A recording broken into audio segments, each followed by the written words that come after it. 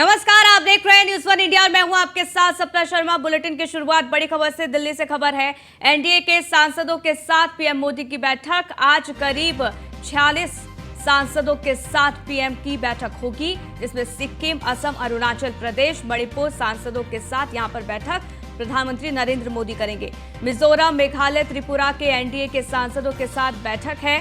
सांसदों की बैठक में 2024 चुनाव को लेकर रणनीति बनेगी।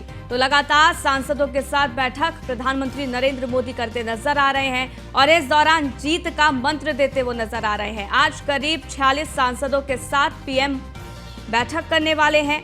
सिक्किम, असम, अरुणाचल प्रदेश, मणिपुर के सांसद इसमें शामिल हैं। इसके साथ ही मिजोरम, मेघालय, त्रिपुरा के एनडीए के सांसद भी शामिल हैं। यानी कि इन सांसदों के साथ बैठक की जाएगी और 2024 को लेकर रणनीति बनाई जाएगी, क्योंकि लोकसभा चुनाव है 2024 में और इस तरीके से आगे बढ़ा जाए। और क्या कुछ जमीनी फीडबैक है, ये भी लेते प्रधानमंत्री नरेंद्र मोदी नजर आने वाले हैं। तो सांसदों को पीएम का मंत्र, और इस दौरान मिजोरम, मेघालय, त्रिपुरा के एनडीए के सांसदों के इस बैठक में शामिल होंगे। वो सांसदों की इस बैठक में 2024 के चुनाव को लेकर रणनीति बनेगी। तो एनडीए के सांसदों के साथ लगातार पीएम मोदी बैठक कर रहे हैं। 46 सांसद आज हैं जो इस बैठक में शामिल होने वाले हैं, जिसमें सिक्किम, असम, अरुणाचल प्रदेश, मणिपुर के सांसद हैं। इसके साथ ही मिजोरम, मेघालय, त्रिपुरा के एनडीए के सांसद जो कि इस बैठक में शामिल होंगे। हालांकि क्या कुछ निकलकर सामने आएगा ये देखना होगा, लेकिन आपको बता दें कि यहाँ पर मिशन 2024 है और इसको लेकर तैयारियों में बीजेपी जुटी हुई है। अब यहाँ पर जमीनी फीडबैक लिया जाएगा, रिपोर्ट कार्ड इन सांसदों से मांगी जा सकती है। इसके साथ ही वहाँ जनता का क्या रुख है, जनता की क्या राय है, या किस तरीके से प्रचार प्रसार किया जाए, इसको लेकर तमाम तरीके के दिशा निर्देश दिए जा सकते हैं। पीयूष हमारे संवाददाता जुड़ गए हैं, उनसे ज़रा जानकारी ले लेते हैं। पीयूष, यहाँ पर अब लगातार सांसदों के साथ प्रधानमंत्री नरेंद्र मोदी बैठक करने वाले हैं। आज भी सांसदों के साथ बैठक है। बताया जा रहा है 46 सांसद मौजूद रहेंगे। किन विषयों पर चर्चा होगी, कितने बजे ये बैठक होगी? बिल्कुल, अगर हम बात करें तो एनडीए क्लस्टर की बैठक चूंकि लगातार चल रही है, प्रधानमंत्री नरेंद्र मोदी अलग अलग इलाकों के जो सांसद हैं एनडीए के, खासतौर पे उनके साथ बैठक कर रहे हैं और इस बैठक में कहीं ना कहीं रणनीति बनाई जा रही है। और जिन जिन क्षेत्रों के सांसदों के साथ बैठक हो रही है, निश्चित रूप से उन क्षेत्रों के बारे में खासतौर पर चर्चा हो रही है। आपने देखा कि पिछली बार जब पूर्वांचल के तमाम सांसदों के साथ कहीं ना कहीं प्रधानमंत्री की बैठक हुई थी, तो किस तरीके से प्रधानमंत्री ने कहा था कि केंद्र सरकार की योजनाओं को जनता के बीच में लेकर जाएं। इसके साथ ही अगर हम बात करें तो आज चूंकि जो बैठक होने वाली है वो खासतौर पर मिजोरम की बात करें, मेघालय की बात करें, त्रिपुरा की बात करें, इसके साथ ही असम, अरुणाचल प्रदेश के तमाम जो एनडीए के सांसद हैं वो उनके साथ प्रधानमंत्री की बैठक होगी। और बताया जा रहा है करीब 6:30 बजे के आसपास ये बैठक शुरू हो जाएगी। दिल्ली स्थित महाराष्ट्र सदन में ये बैठक होगी और प्रधानमंत्री चूंकि इस बैठक की अध्यक्षता करेंगे, तो निश्चित रूप से जिन जिन सांसदों को कोई दिक्कत या परेशानी है, खासतौर पर अगर हम बात करें 2024 चुनाव की तैयारियों को लेकर, वो प्रधानमंत्री से सीधे तौर पर अवगत करा सकते हैं। इसके साथ ही प्रधानमंत्री ने, आपने देखा कि तमाम जो बैठकें हुई उस दौरान प्रधानमंत्री ने सीधे तौर पर कहा कि विपक्ष की बातों को सीरियस लेने की जरूरत नहीं है। और खासतौर पर उन्होंने कहा कि विपक्ष बरगलाने की कोशिश करता है। और ऐसे में अगर हम बात करें तो कई केंद्र सरकार की योजनाएं हैं जो राज्यों में चल रही है, खासतौर पे जिलों में भी चल रही है, उनको किस तरीके से जनता के बीच में लेकर जाया जाए, इसको लेकर प्रधानमंत्री चर्चा कर सकते हैं। इसके साथ ही बूथ लेवल के कार्यकर्ताओं को किस तरीके से मजबूत किया जा सके, इसको लेकर कहीं ना कहीं रणनीति बन सकती है। तो निश्चित रूप से आज भी काफी महत्वपूर्ण जो बैठक है वो प्रधानमंत्री नरेंद्र मोदी की अध्यक्षता में होने जा रही है। पीयूष, यहाँ पर सांसद तो मौजूद रहेंगे, प्रधानमंत्री नरेंद्र मोदी भी अध्यक्षता करेंगे, लेकिन इनके अलावा और कौन कौन से नेता जो शामिल होने वाले हैं इस बैठक में?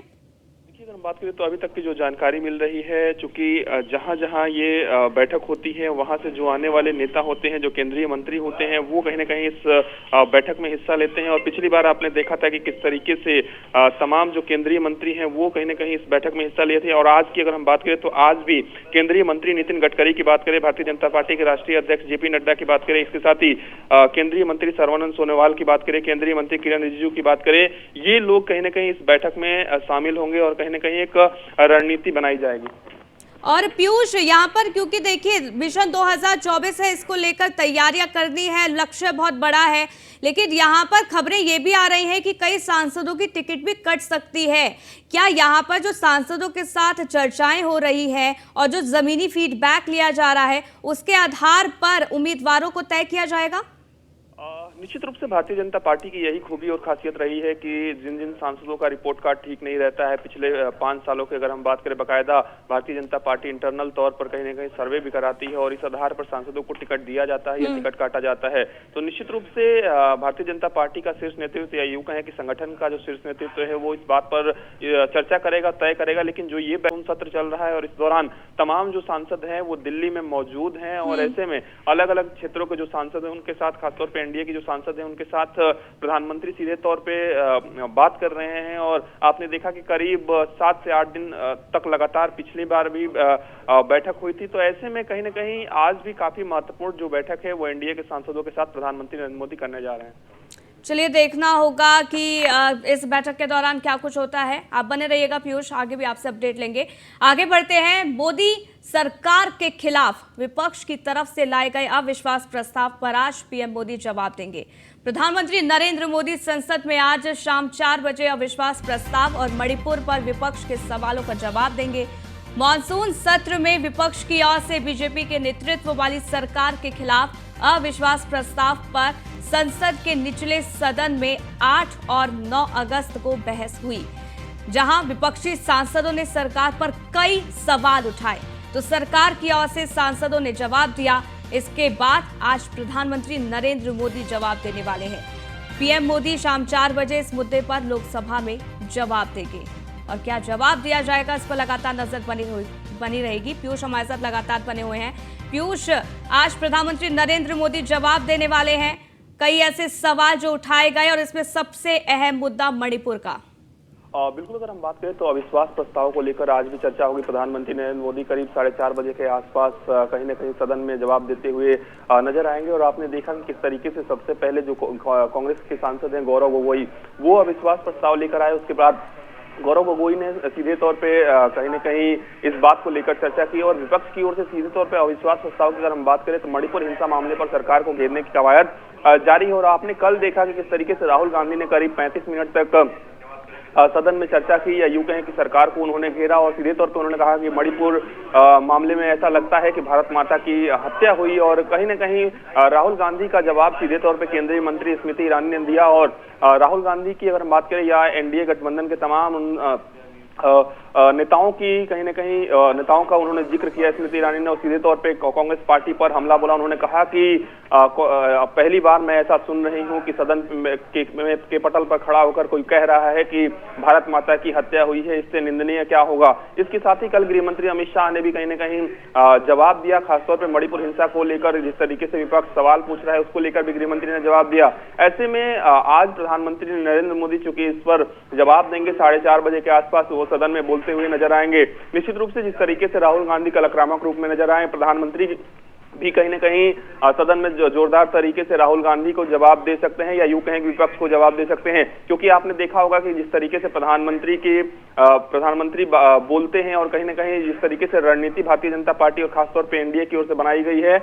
और ऐसे में आज प्रधानमंत्री का जब सदन में वो बोलेंगे तो निश्चित रूप से सभी लोगों की नजर टिकी हुई है कि प्रधानमंत्री आज इस पूरे मुद्दे पर क्या कुछ ठीक है। पीएम मोदी आज क्या कुछ बोलते हैं पीयूष, ये देखना होगा और इसी का इंतजार हर कोई कर रहा है। विपक्ष भी यही इंतजार कर रहा है कि मणिपुर पर आखिरकार प्रधानमंत्री नरेंद्र मोदी क्या कुछ कहते हैं। बहुत बहुत शुक्रिया हमारे साथ जुड़ने के लिए, जानकारी हम तक साझा करने के लिए। इसी बीच रुकते एक छोटे से ब्रेक के लिए, जल्द हाजिर होते हैं। ब्रेक के बाद आपका स्वागत है। आगे बढ़ते हैं। यूपी विधानसभा के मानसून सत्र का आज चौथा दिन है और इस दौरान आज भी ये सत्र जो है वो हंगामेदार रह सकता है। आज सदन में सीएम योगी आदित्यनाथ का संबोधन होगा और इस दौरान क्या कुछ कहा जाएगा इस पर लगातार नजर बनी रहेगी। सीएम योगी आदित्यनाथ आज दे सकते हैं विपक्ष के सवालों का जवाब। महंगाई और रोजगार को लेकर लगातार विपक्ष हंगामा कर रहा है और इसको लेकर आज जवाब यहां पर सीएम योगी आदित्यनाथ दे सकते हैं। हालांकि जब सदन में सीएम योगी आदित्यनाथ बोलेंगे और किस अंदाज में वो बोलते नजर आएंगे तो के सवालों का जवाब यहां पर सीएम योगी आदित्यनाथ देंगे। दिल्ली से खबर है, सरकारी कर्मियों की महारैली है और आपको बता दें कि पुरानी पेंशन बहाली की मांग को लेकर यह महारैली आज रामलीला मैदान से सरकारी कर्मी हुंकार भरते नजर आएंगे।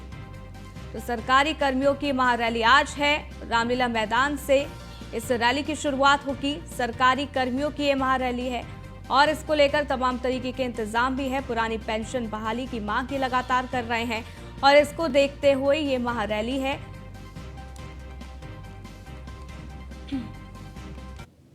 तो लखनऊ से खबर है, आजमगढ़ में छात्रा की मौत का मामला है। चिल्ड्रन गर्ल्स स्कूल में बिना मान्यता चल रही थी कक्षाएं। इसके साथ ही 2 दिन पहले प्रदेश के निजी स्कूलों ने रखा था बंद।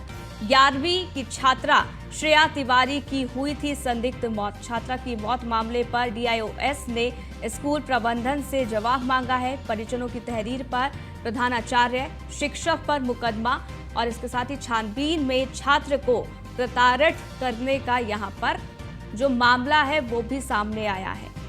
यूपी विधानसभा में भी छात्रा की मौत का जो मामला था, जो मुद्दा था, वो भी उठाया गया था। छात्रा की मौत के मामले में एएसपी करेंगे इस पूरे मामले की जांच। तो आजमगढ़ में छात्रा की मौत का ये पूरा मामला और इस पूरे मामले को लेकर अब जांच यहां पर की जा रही है, लेकिन अब कई सवाल इस दौरान खड़े हो रहे हैं। एसके वाजपेयी हमारे संवाददाता जुड़ गए, उनसे ज्यादा जानकारी ले लेते हैं। एसके, आजमगढ़ में छात्रा की मौत का ये पूरा मामला, इस पूरे मामले पर कार्रवाई अभी फिलहाल कितनी चल रही है, कहां तक पहुंच गई है? बिल्कुल, ये छात्रा है श्रेया तिवारी, जिसकी संदिग्ध मौत हो गई थी। तीसरी मंजिल से गिरकर छात्रा की मौत हुई थी। हालांकि अब तक ये स्पष्ट नहीं है कि छात्रा ने खुद छलांग लगाई या फिर किसी कारणों से वो गिर गई, जिसको लेकर सिटी मजिस्ट्रेट के नेतृत्व में टीम मामले की जांच कर रही है। अब तक जो प्राथमिक चीजें निकलकर सामने आई हैं, उसमें कक्षा 9 से लेकर 12 तक की जो क्लासेस हैं वो बिना मान्यता के चलाई जा रही थी। और सबसे बड़ी बात यह है कि श्रेया 11वीं की छात्रा थी। तो सबसे पहला सवाल यही उठता है कि आखिर ये विद्यालय बिना मान्यता के कैसे क्लासेस को संचालित कर रहा था, जिसको लेकर डीआईओएस ने भी इस पूरे मामले पर जवाब स्कूल से तलब किया है। हालांकि ये पूरा मामला यूपी विधानसभा के सत्र के दौरान भी सदन में उठाया गया, जिसमें उत्तर प्रदेश सरकार की तरफ से जवाब भी दिया गया कि पूरे मामले की जांच कराई जा रही है और जो भी दोषी होंगे उनके खिलाफ कार्रवाई होगी। हालांकि परिजनों की तहरीर पर पहले ही जो प्रधानाचार्य है और साथ ही साथ जो शिक्षक है उस पर मुकदमा दर्ज हुआ है। अभी तक ये भी पता चला कि छात्रा को स्कूल में प्रताड़ित किया गया था, जिस वजह से छात्रा ने आत्महत्या कर ली हो, ऐसा हो सकता है। हालांकि विधानसभा में सवाल उठने के बाद ये कहा गया किसी बड़े अधिकारी से इस पूरे मामले की जांच कराई जाए, जिसके बाद अब एएसपी स्तर के अधिकारी को मामले की जांच सौंपी गई है। अभी तक जो चीजें निकलकर सामने आई हैं उसमें आत्महत्या के लिए उकसाने का मामला निकलकर सामने आया है, जिसमें इन्हीं धाराओं में संबंधित विद्यालय के ठीक है। इसके अब इस पूरे मामले को लेकर क्या कुछ होता है, कितने बड़े खुलासे होते हैं, किसकी गिरफ्तारियां होती हैं, ये देखना होगा। बहुत बहुत शुक्रिया हमारे साथ जुड़ने के लिए, जानकारी अब तक साझा करने के लिए। आगे बढ़ते हैं, लखनऊ से खबर आपको बता दें, राज्य स्तरीय रैपिड एक्शन लर्निंग कार्यशाला कार्यक्रम United nation office for project services के तहत कार्यक्रम है। आज जल शक्ति मंत्री स्वतंत्र देव सिंह कार्यशाला का उद्घाटन करने वाले हैं। सुबह 9:30 बजे किसान बाजार परिसर विभूति खंड गोमती नगर में ये कार्यक्रम है।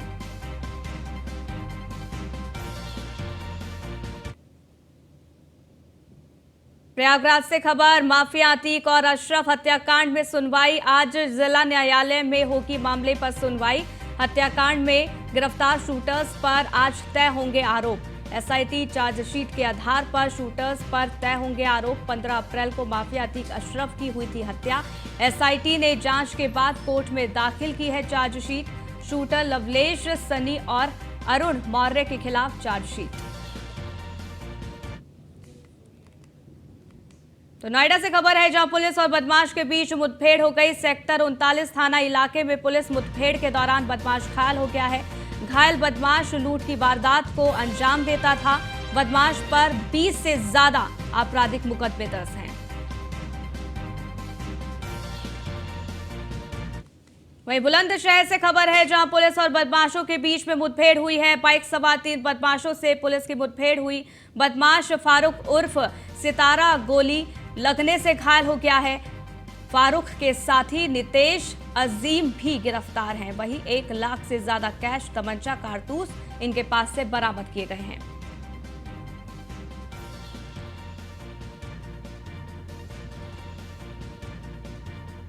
तो यहां आपको यह बता दें कि पुलिस और बदमाश के बीच में मुठभेड़ हुई है।